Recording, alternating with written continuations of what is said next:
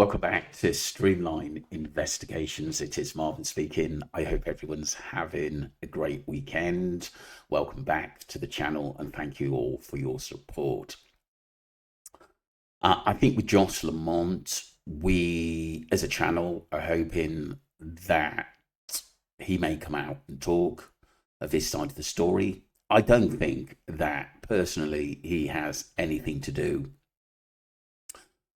with basically Gus's disappearance. I don't think he knows where he is, to be honest with you, and I don't think he had regular contact with his son due to Josie controlling the narrative. In talking to Don yesterday, in why Don asked him to come out, could he just want someone to talk to that he could trust, or just have a conversation with into what's going on? That's the point that Don was getting at, because there's no way that Josie and Shannon are going to come out and say Dickie Bird to anyone who they don't know or don't trust. It's as simple as that, which is fair enough. I understand they are entitled to their privacy and respect there, but obviously the way Josie treated that reporter was absolutely disgusting, to be honest with you. What she should have said was, look, we are dealing with the police.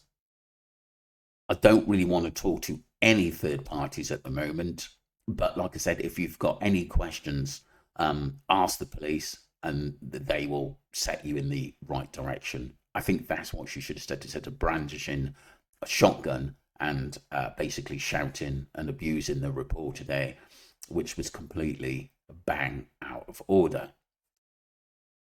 But the radio silence in this case, the way it is at the moment, we might as well say, look, we're not going to find Gus, and this case will go into the archives.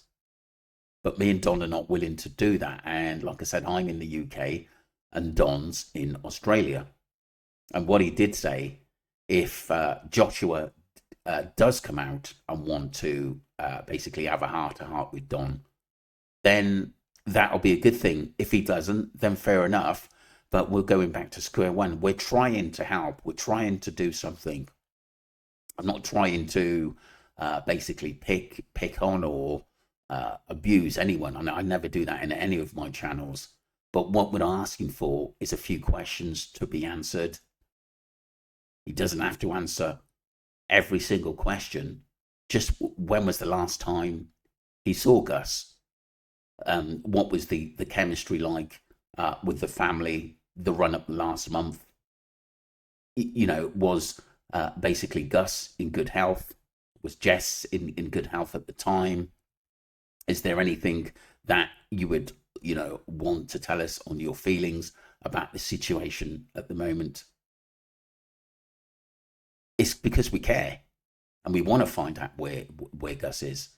I'm not blaming Josh, but as a father who we know is, I'm a father as well. We know who's basically he's on the outside, and that it seems like Jessica, his wife, Josie, Shannon stick together, and like I said, whatever he says goes. And he was the last one to know that Gus was missing. The police had to contact him. And it's unbelievable. It really, really is. It's unbelievable, that he's had to go through. And you could tell that it's taken its toll on him. But like I said, I'm not calling him out to be nasty. We're calling out to see whether we can help or find out where Gus is, or at least know a little bit more about the family dynamics. It's like I said, you don't ask, you don't get at the end of the day. We're not coming in an aggressive way. We're coming in a way where we think that we can help to find Gus, or at least get some answers to sort of satisfy the public a little bit. They don't have to. They could say no, and that's it. But that means we're back at square one. All we want to do is just basically have some answers, even if he turned round, Josh said, look, I haven't seen my son, for 2 or 3 weeks. There are restrictions. There are a few problems. I don't want to discuss them at the moment at the end of the day, but you will know in time uh, if there's any updates. That's all we want to hear. That's all we want to hear, and that Jessica is all right. I do care at the end of the day, but like I said, as much as we're looking into this case, me and Don are just trying to work out in what to do next. Because, like I said, I just don't think the South Australian police are doing enough. Yes, they've done their searches, but we're still not, we still not got any answers to take us, or any leads. If he was kidnapped, did anybody see anything? Neighbours, a bike, a vehicle in the area. It was obviously a big, massive football match that everyone basically is watching, drinking beer, having barbies, enjoying themselves. Did they have visitors? Did people who work on the farm have a visitor? Who knows? It's just really, really strange to me. And I'd honestly say that I just don't think little Gus was there at the time Josie had said. I just think he went some time before.